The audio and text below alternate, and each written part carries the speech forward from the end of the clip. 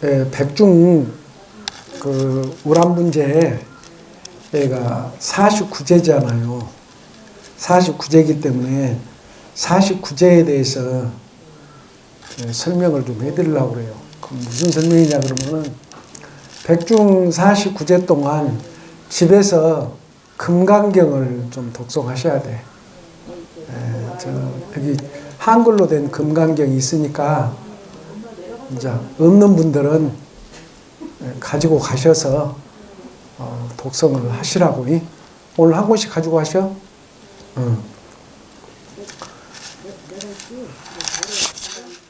그래서 부처님 말씀 어느 하나라도 소중하지 않는 것은 없죠. 뭐 천수경이 됐든 묘법 연화경이 됐든 금강경이 됐든 다 소중하지 않는 것이 없지만 영가천도에 가장 많이 독송하는 경전이 금강경이에요. 그래서 집에 가셔서 읽으시라. 그래서 진리의 말씀이 아니고 지혜의 말씀 아닌 것이 없다고 말이에요. 경전에 다른 종교하고 달라서 이 불교 경전에는 다 그 진리의 말씀이 다 담겨져 있어요. 어느 부모 은중경도 마찬가지고. 그래서 그럼에도 불구하고 49제를 맞아 유독 읽혀지지 않는 경전이 있다고 말이에요. 대표적인 경전이 금강경인데 그중 49개가 자주 독송되고 있다 그런 얘기예요. 금강경 법문할 때 제가 얘기했죠. 49개 범소 유상 계시 허망 약견 재상 비상 직견열애라. 우리가 나이가 먹어서 젊어서 가도 그 살아생전의 것을 잊지 못하기 때문에 눈을 못 감는 분들을 보지 않아요. 스님은 임종을 가끔 보니까 병원에 가서도 보고 집에 가서도 보고 보니까 그 맺혀 있는 것을 벗어버리세요. 와서 괜찮아. 그러니까 이 맺혀 있는 것을 풀지 못하기 때문에 눈을 못 감는다 그 말이에요.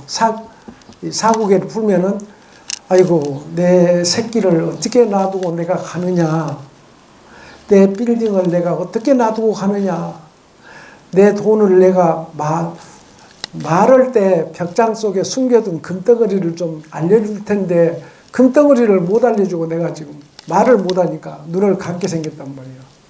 그냥 실화가 있는데 실화요. 벽을 계속 가르치는 거예요. 눈을 감으려면서. 무슨 뜻인지를 모르지. 아버지가 거기다가 금덩어리를 감춰. 이 신문에 나왔어요. 그 리모델링하다가 발견한 거예요. 한 5년 된가? 그 사건이? 20억. 그렇게 감춰놨어. 그러니까 금강경 4국에 범소유상 계시허망이라 모든 상이 있는 것은 다 흠망, 있는 것은 다 흠망하다고 말이에요. 금덩어리고 건물이고 마누라고 남편이고 자식이고 전부가 다 흠망하다고 말이에요. 근데 그것을 알면은, 흠망한 줄 알면은 직견열애라 바로 부처님을 볼 수 있다. 그래서 이 금강경 4국에를 외우시라고 그랬죠. 그래서 금강경은 부처님 10대 제자 가운데 해공 제1, 즉 공사상의 으뜸인 수보리존자의 부처님의 대화로 이루어진 경전이라고 말이에요. 금강경에는 부처님하고 수보리존자밖에 안 나와요. 수보리존자가 묻고 부처님께서 대답하고 그러죠. 그래서 금강경의 주된 내용은 한마디로 공사상이라 할 수 있습니다. 공 나오죠. 공 반야심경에 나오죠. 반야심경에 고진멸도도 다 소용이 없고 얻을 것도 없고 늘어난 것도 없고 줄어드는 것도 없고 여기 상당히 고도의 내용인데 그러면은 영가가 듣고 내가 자식을 놔두고 남편을 놔두고 금덩어리 빌딩을 놔두고 왔는데 이거는 인연 따라서 내가 가지고 있다가 인연이 되니까 나는 가는 것이다. 어디로? 저승세계로 극락세계로 가는 것이다. 이걸 자꾸 깨우치는 거예요. 이제 금강경 정제를 읽어주면은. 그래서 우리도 깨우쳐야 근심 걱정이 덜하죠. 깨우치지 못하면 근심 걱정이 엄청 많죠. 그래서 금강경 내용이 영가도 깨우치고 우리 살아있는 사람들도 깨우치게 되는 것이고, 그래서 공 다 비인 것이다. 그러니까 우리가 안 되는 것을 되게 하려고 엄청 노력하죠. 집을 사야 되는데 돈이 모자래. 그러니까 몇 년도에 사야 되는데 아주 걱정이 엄청 많아요. 그래서 내가 열심히 노력만 하면은 때가 되면 집을 살 것이다 이렇게 생각하면 편한데 그게 아니거든. 그게 고통스러운 거예요. 그래서 비우고 기다려라.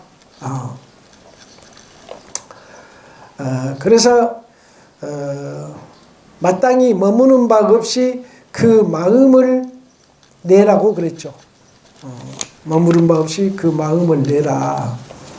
그러니까 앞서 말씀드린 바와 같이 자꾸 거기에 이제 머물게 되면은 고통스러우니까. 그래서 이 의무 소주 이생기심이라는 내용도 금강경에 있어요. 아주 중요한 내용이에요. 즉 일체의 것에 집착함이 없이 마음의 주인이 되라는 메시지가 그 핵심이라고 할 수 있다 그런 얘기요. 무슨 얘기야? 머물지 말라. 앞서 말씀드린 바와 같이 내 건물에 자꾸 머물러 있고 내 금덩어리에 머물러 있고 내 어떤 뭐 중요한 것에 머물러 있고 자꾸 이렇게 머무르면은, 자, 앞서 말씀드렸지만은 내가 100억짜리 건물을 사놨는데 아들이 예를 들어서 사형제예요. 여러분들이 나 죽기만 기다린단 말이에요. 언제 돌아가실고. 이제 돌아가시기 전에는 주권이 없으니까 돌아가시면 상속권이 있잖아요. 그러니까 자꾸 걱정이 되는 거야. 그러니까 요즘에 현명하신 분들은 생전에 계실 때 어느 정도 팔아서 정리를 하고 먹고 살 만큼 놔두고 정리를 하고 나머지는 나 죽으면 너희들이 알아서 해라. 이렇게 하는 것도 좋은데 욕심이 많으신 분들은 그런 분도 있더라고요. 뭐 용인도 있었다네요. 재산을 전부 아들, 딸한테 다 이렇게 줘버리고는 정부에서 주는 걸 뭐라고 합니까? 수급비라고 합니까? 그걸 이렇게 타먹으려고. 욕심이죠. 하고 새끼들이 안 줘. 안 준단 말이야. 안 주니까 굉장히 후회를 하신다는 얘기를 들었어요. 후회를 하신다는 얘기를. 용인서 그런 일이 있어. 그러니까 절대로 많이 벌었어도 나 먹을 것은 놔두고 유산을 물려줘야 된다. 그러면은 가볍잖아요. 가벼운데 그런 걸 다 놔두고 그냥 끝까지 이렇게 있으면은 나중에 꼴깍 해버리면 문제거리가 된다고. 형제간에 우애가 끊어지고, 뭐 유산이 없어도 우애가 끊어지는 형제들도 많은데, 그래서 응무 소주 이생기심이라 그 자리에 머물지 말라. 그러니까 우리가 그 집안의 할머니를 내가 임종을 하는데 여기 다니시는 거 당숙로 시어머니야. 임종을 하는데 눈물을 그렇게 흘리셔. 그 양반이 20대 돌아가셨어, 할아버지가. 그리고 이제 아들 형제를 보고 이렇게 기르다가 6.25 때 둘째 아들이 전사를 했어요. 하고 6월도 못 찾았어. 지금까지 못 찾았어. 그러니까 그 돌아가시면서 그 얘기를 하더라고. 제 기운데 그걸 계속 눈을 못 감고 그러시잖아. 할머니 언젠가는 다 찾아서 국가에서 이렇게 다 모실 테니까 현충원에다 그 위패만 모셔놨거든요. 그 할머니가 토박이라고 그래. 전라도에서는 이 정도 높아요. 마당까지. 여기서 같이 죽으려고 몇 번을 떨어지는 거야. 그 전사 통지가 왔는데. 그래서 보니까 그래도 못 죽더라고. 돌아가실 때 85세에 돌아가셨는데 그걸 내가 위안을 해줬어. 위안을 해줬는데 이게 돌아가시기 전에 또 큰아들이 돌아가셨어. 그 아들들 둘을 다 보낸 거예요.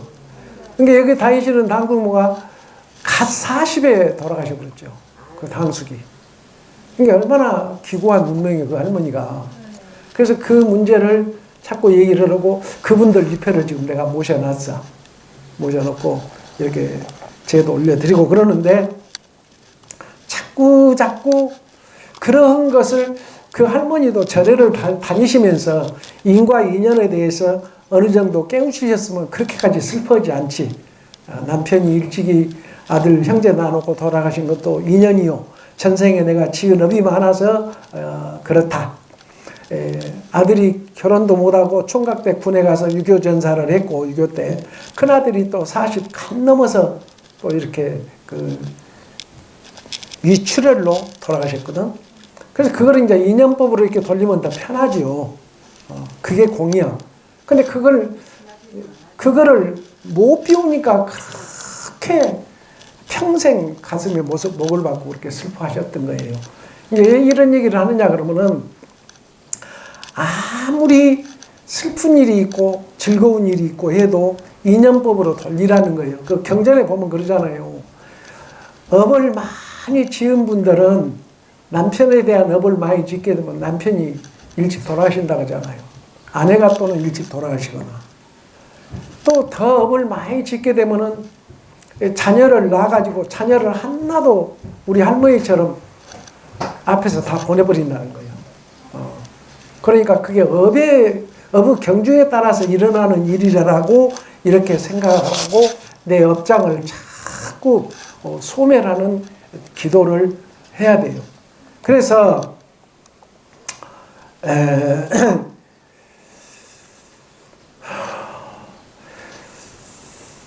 메시지가 핵심이라고 할 수 있는데 그러한 까닭에 금강경은 다른 경전에 비해 유독 선사들에게 더욱 많이 읽혀졌습니다. 선사, 스님들한테 더욱 많이 읽혀졌다 그런 얘기예요. 우리가 잘 알고 있는 6조 예능조사도 이 금강경을 읽고서 깨달음을 얻으셨습니다. 이게 스님네들이 가장 많이 깨닫는 경전이 금강경이에요. 스님도 자꾸 이 범서유상 계시망 약견재상 유상 직견재라 이걸 항상 머릿속에 간직을 하고 있어요. 스님이라고 욕심이 안 나겠어요? 욕심이 일어나면은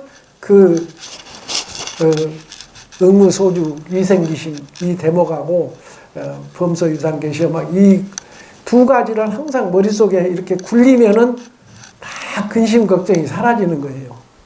그리고 이제 스님이라고 새벽에 일어나는데 그 한날 열심히 일하고 힘든데 새벽에 일어나기가 좋겠어요? 스님뿐만이 아니야.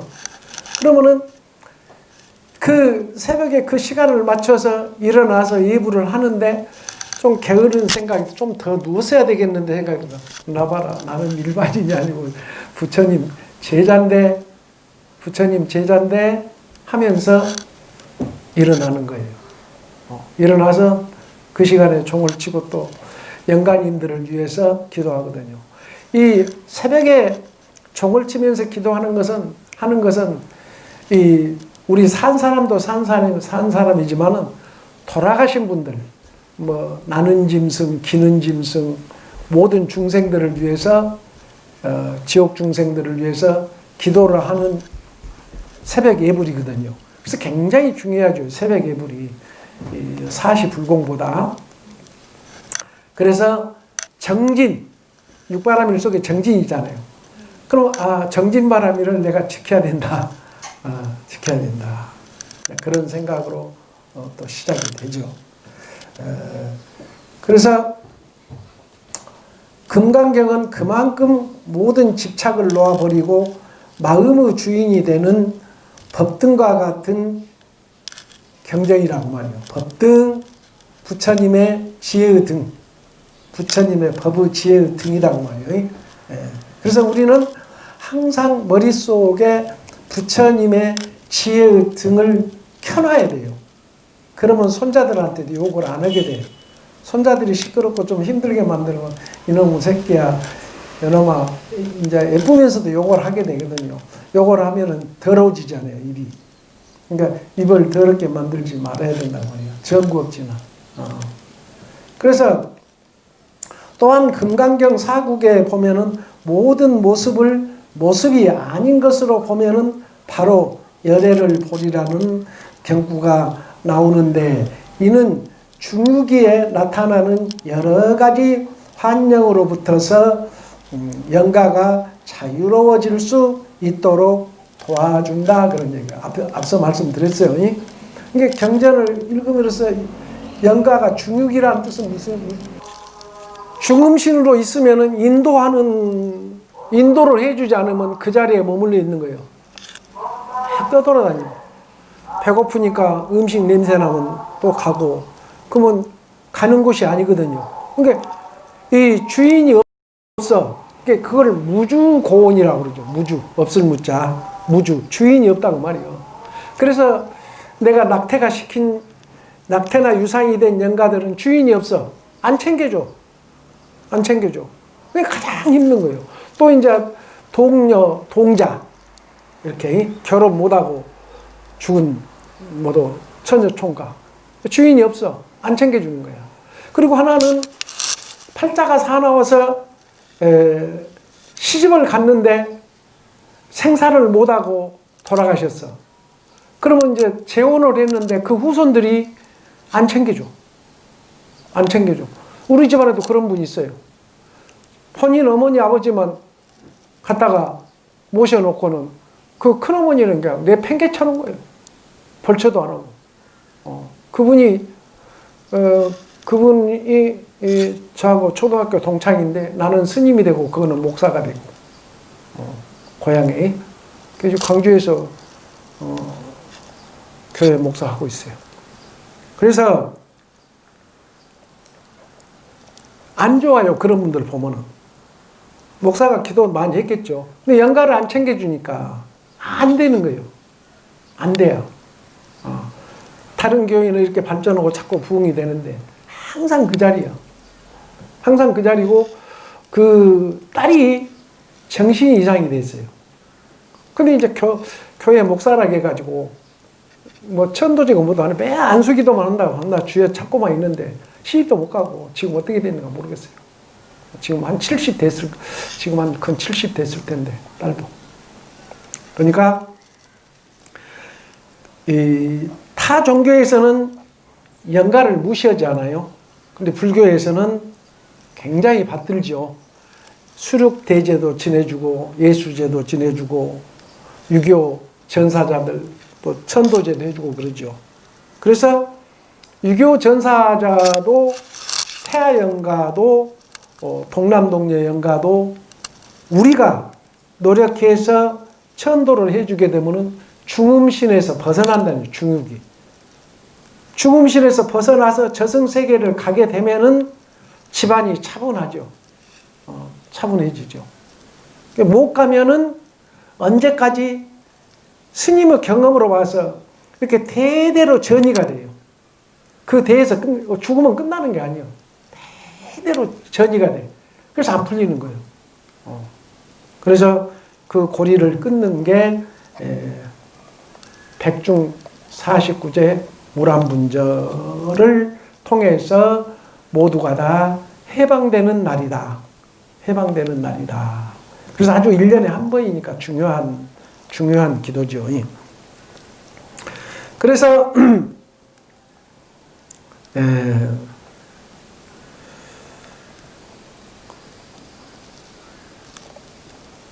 우리가 가장 친숙하게 여기는 경전이 천수경이죠. 천수경 속에 천수경 법문을 제가 2번을 했어요. 1년 반씩 걸려서 3년을 걸려서 2바퀴를 천수경 법문을 했는데, 천수경 속에도 모두가 기도예요.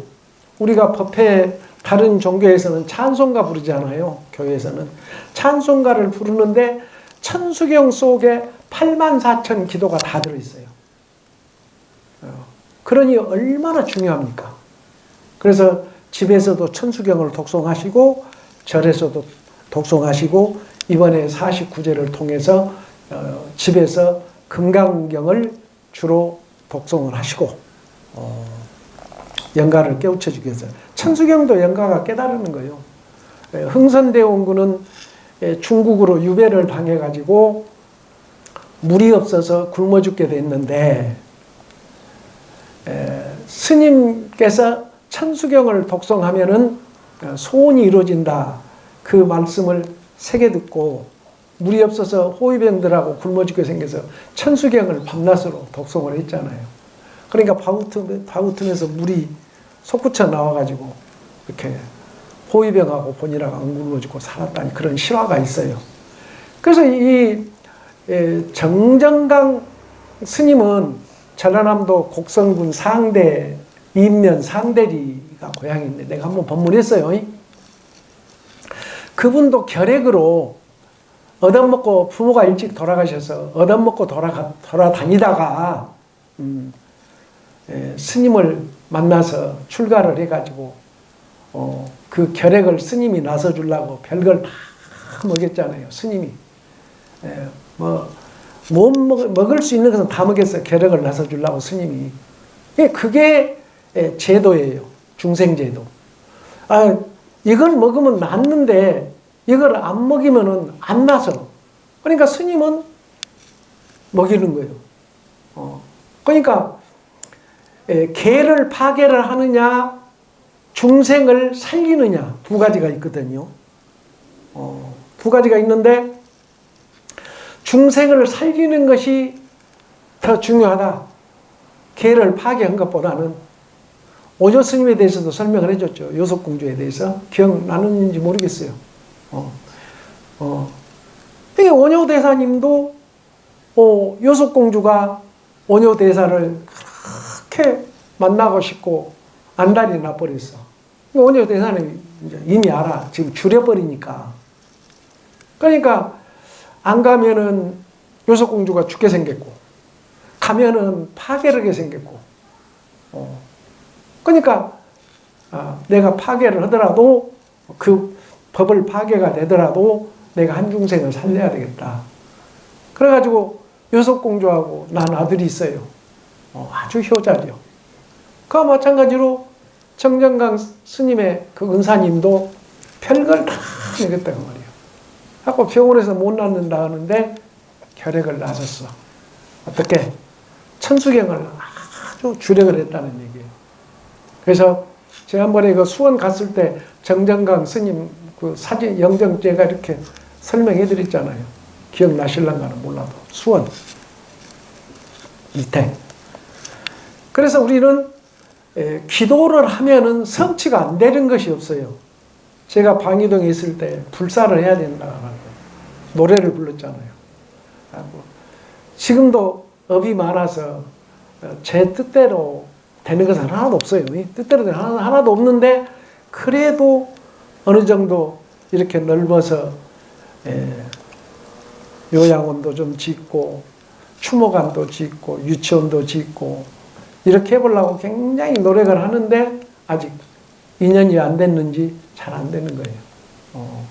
그래서 어쨌든 마음을 먹고 정진하면은 이루어져요. 우리가 봉정암을 가는데 서보살님께서 그렇게 고생을 하셨어도 결국은 목적지에 도착했잖아요. 도착하는 거예요.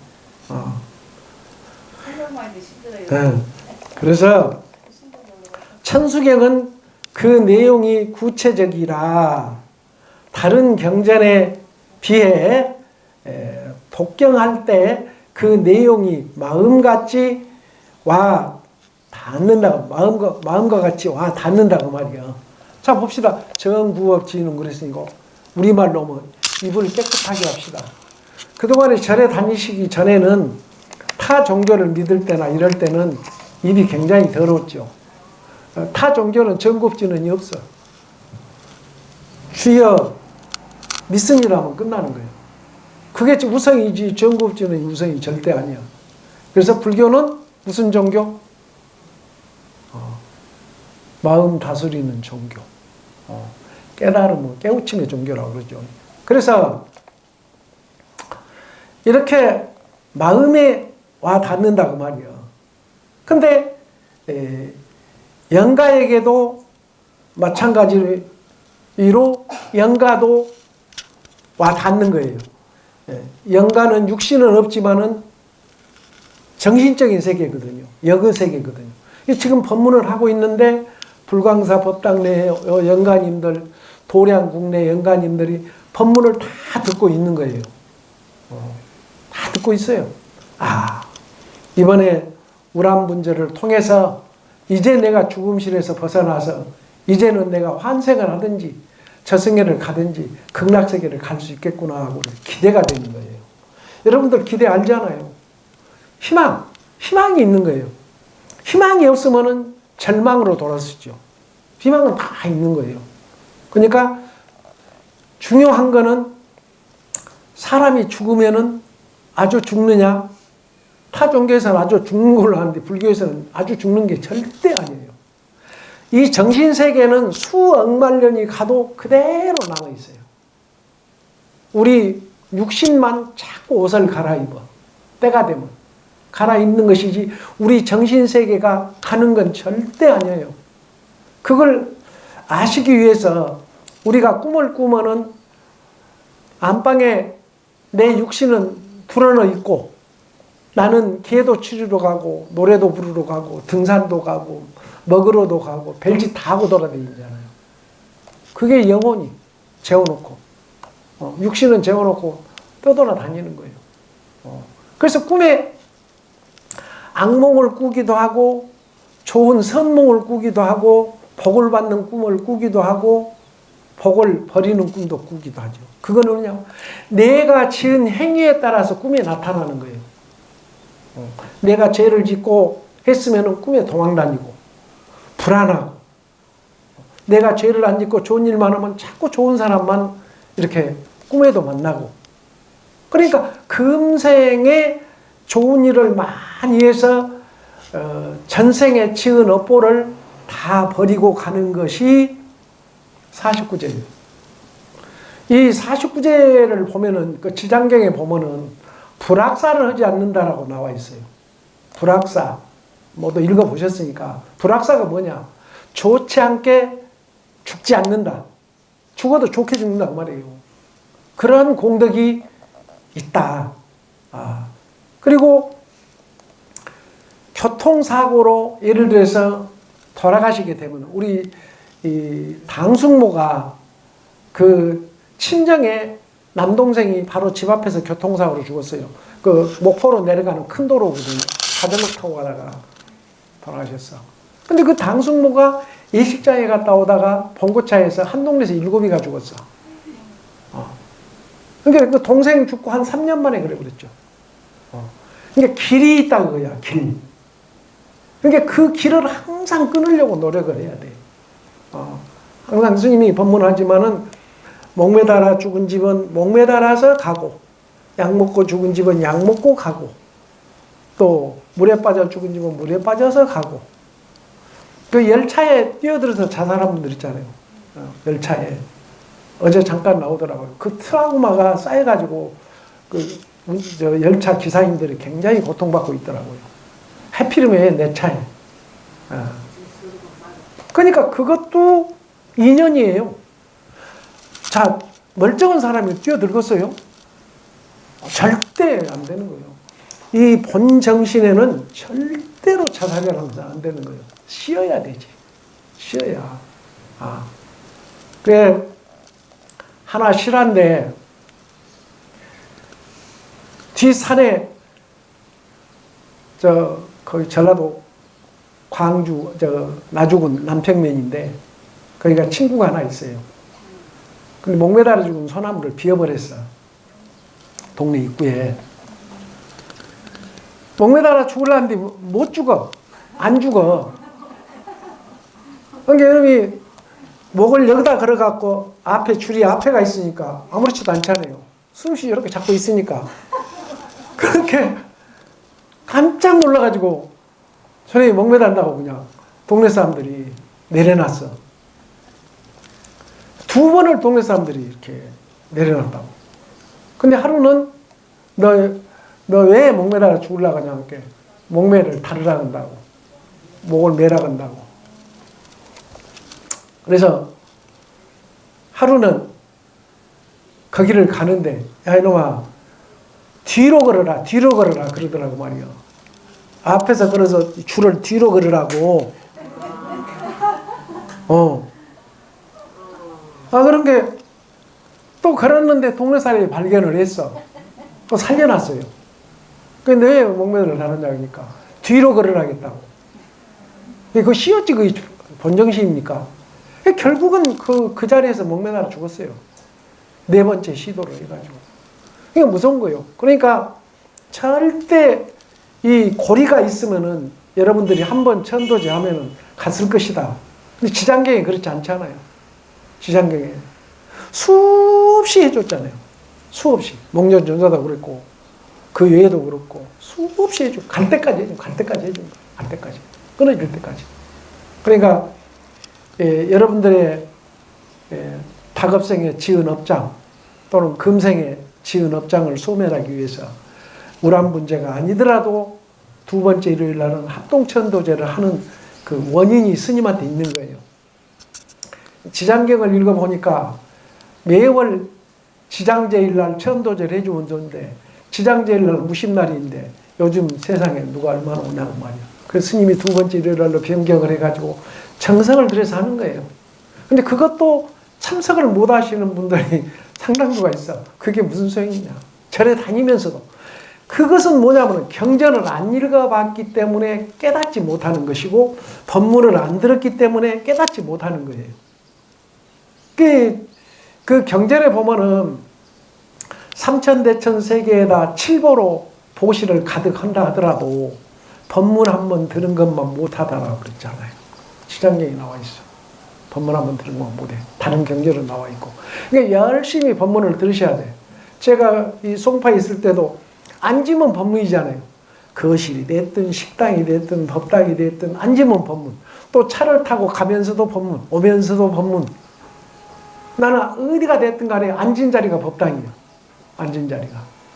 그렇게 열심히 이제 법문을 하지만, 스님은 여러 경전을 읽어보고 엑기스만 뽑아서 말씀을 해드리지만, 참 편하죠. 엑기스만 뽑아서 말씀해 드리니까. 그래서 이제 이 49제에 대해서 한 20분에 다 끝낼 수도 없는 것이고, 이렇게 계속해서 할 거예요. 불안문제 49제에 대해서. 그래서 다시 한번 우리 젊은 보살님들한테 이야기하는데, 어떠한 기도가 제일 크다고 스님이 수차 법문을 했어요. 어떠한 기도가 제일 크느냐. 효라고 그랬잖아요. 효. 효가 가장 큰 기도. 그 다음에 조상님께 정성을 다하는 것도 큰 기도.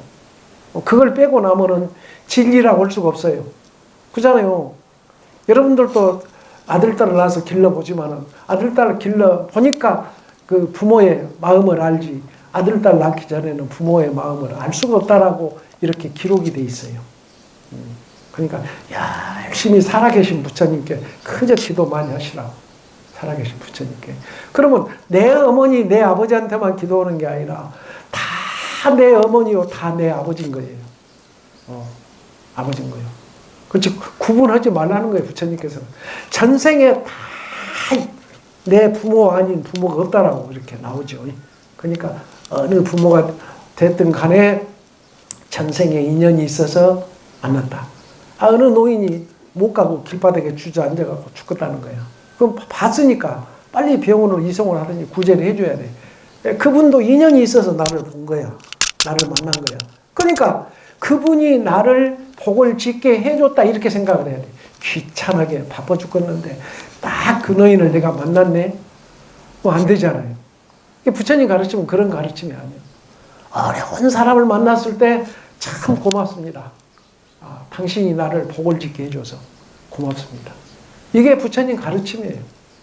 자, 여기까지만 할게요. 성불하십시오.